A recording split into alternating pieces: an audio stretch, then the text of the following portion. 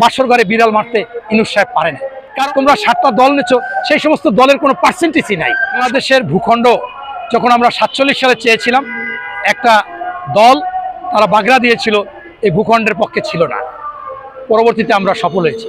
71 সালে স্বাধীনতা চেয়েছিল না, এমনকি মুসলমান হয়ে মুসলমান মা বোনদেরকে ওই পাক হানাদার বাহিনীর হাতে তুলে দিয়েছিল এবং তারা নিজেরাও গনিমাতের মাল মনে করে ভোগ করেছে।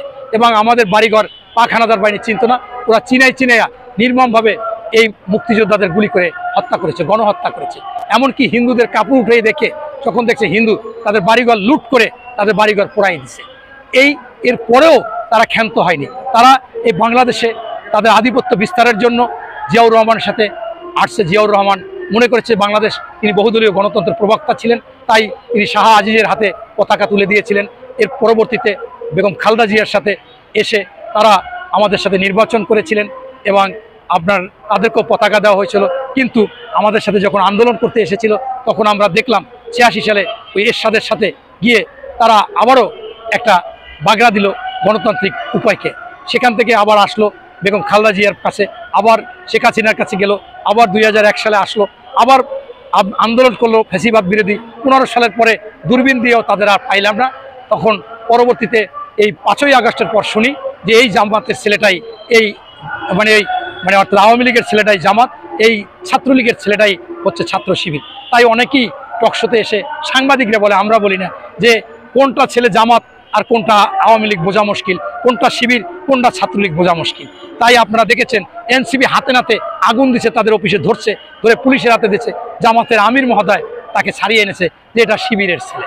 তাই এরকম মনে করেন অহরহ হচ্ছে।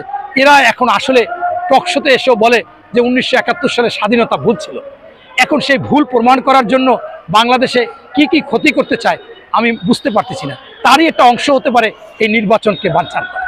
এখন ফেব্রুয়ারিতে নির্বাচন হবে, বাংলাদেশের 90% মানুষ বিশ্বাস করে, কিন্তু ওই সংগঠনটি, ওই দলটি বলে যে বাংলাদেশের 90% মানুষ এখন নির্বাচন চায় না, তারা পিআর চায়, তারা সংস্কার চায়। আরে ভাই, তোমাদের পার্সেন্টেজই ছিল 8%, তোমরা 7টা দল নেছো, সেই সমস্ত দলের কোনো পার্সেন্টেজই নাই, সংখ্যাই নাই।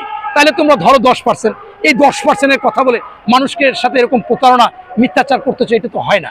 তাই আমি সন্দেহ প্রকাশ করতেছিলাম যেদিন আমাদের প্রধান উপদেষ্টা বলেছিল ছাত্ররা আমাদেরকে ক্ষমতায় বসিয়েছে, সেই দিনই আমি মনে করছি বিসমিল্লাহ কোথাও যেন গলত। বাসর ঘরে বিড়াল মারতে ইনুস সাহেব পারে না। কারণ ওই যে এনসিবির হাতে গোনা 2-1 জন বাদে সবই এলে জামাতের লোক।